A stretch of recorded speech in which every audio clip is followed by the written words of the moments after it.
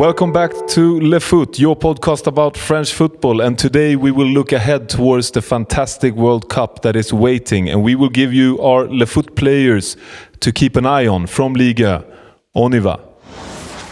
Hello. Hello. How are you doing, gentlemen? It's good. It's summertime and the World Cup is approaching with speed. And I'm so excited to talk about the players today that we want people to keep an eye on. Yeah. Because there is plenty stars in Ligue heading into this World Cup. It's actually more than I was, thinking, following Ligue closely. But then seeing a lot of these teams and a lot of these nations, important players, we have them in the French league. Definitely, and I think now for us and for all the listeners that most of you and us know all these great players. Dembélé, Doué, I used to mention a few, or we will hear mention some players that we have brought up throughout the episodes we're giving you, but also players which might not be as famous as the one you all are acquainted with. So. Yeah, I would like to start off by speaking a bit about the Sulch. Your favorite boy. I mean, I think from a Sulch perspective, but I think he has contributed a lot to Lyon this year. Yeah, this year when he's been able to play, he's been injured a bit. Both goals and assists, and not only points, but I think he's good in the. In the key links play that Sulch had with Endrick and other players as well within Lyon. So I think he'll be of a great importance for Czechia in the World Cup. And they're in a group with Mexico, South Africa and South Korea. And this bit of unpredictability and technical flair, I think will be of great importance to help Czechia to go through in this group, which I think they have good chances of doing. I just need to add there that he adds a bit of creativity where Patrick Schick, the Czech star, is the main man, but Sulch right there behind him, both on the pitch and in the who to keep an eye on. But then I want to throw in one, and I want to throw in a PSG player, and maybe not a PSG player like you said, the superstars, but Lee Kang-in, the Korean, who is a great, fantastic winger, but in PSG, the best club in the world, he is maybe the 5th or 6th choice, but in Korea, he is so important. And him together with Son, everyone knows Sonny from his brilliant years at Tottenham. He needs to do a great World Cup for Korea to have a good World Cup. I can say that much. And Son has also struggled over in America playing in the MLS. So Lee Kang-in, super, super important. Yeah, it's going to be really exciting to see. And then we have to stay at PSG for a little bit. This is a superstar, maybe a bit boring, could be, because a lot of people know about this player from his time in top football. But I just need to mention Achraf Hakimi. I mean, he is a leader for sure in PSG, but in Morocco he is a superstar. And he has such a important, he's their biggest player. He is the talisman. He is the main person. And for him to head into this World Cup for a great footballing nation that is Morocco, it's not an easy one to... He went to the final now in AFCON. We read all about it. But they received the first place, right? I think on paper, yes. I think there's been a bit of back and forth, right? Yeah, exactly. But Senegal has the trophy. But I just wanted to say there that, if not the best, they're at least, top 3, you could say, of the African nations. So, I don't consider them being a threat to winning everything, but, I think they can perform they can go a good far. Performance. They can go far. They have shown it before. But, I don't know. They have Brazil, Haiti and Scotland. So I guess Haiti might be the punching bag in that group. Might be. Yeah, they will be. But, I don't know. The Scottish lads, Robertson. That's not going to be an easy one. McTominay. McTominay, exactly. And he's been so good for Napoli for the past 2 years. What a player. And we need to stay there because I think Robertson and McTominay, similar to Hakimi, is the kind of players, they are stars in their clubs, but in their nation, they are superstars.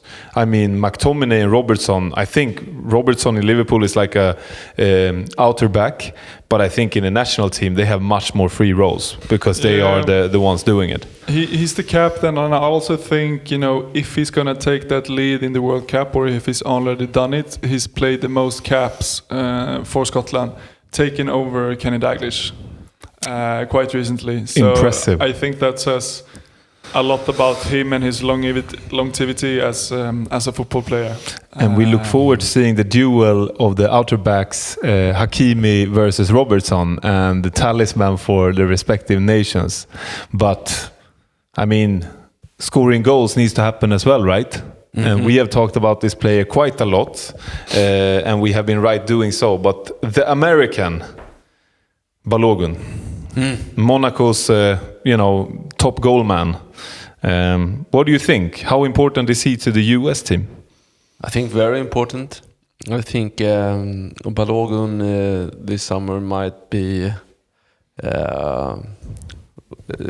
really someone to look towards, and he's going to bring some entertaining football, hopefully, from the American team there.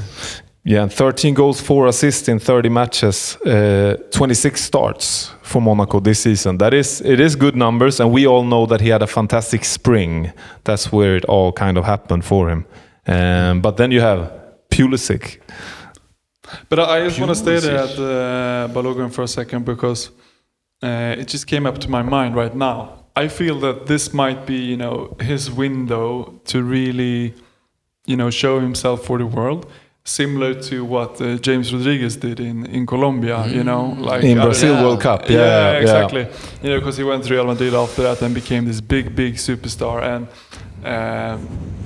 he was obviously great in that World Cup. I still remember a couple of his goals.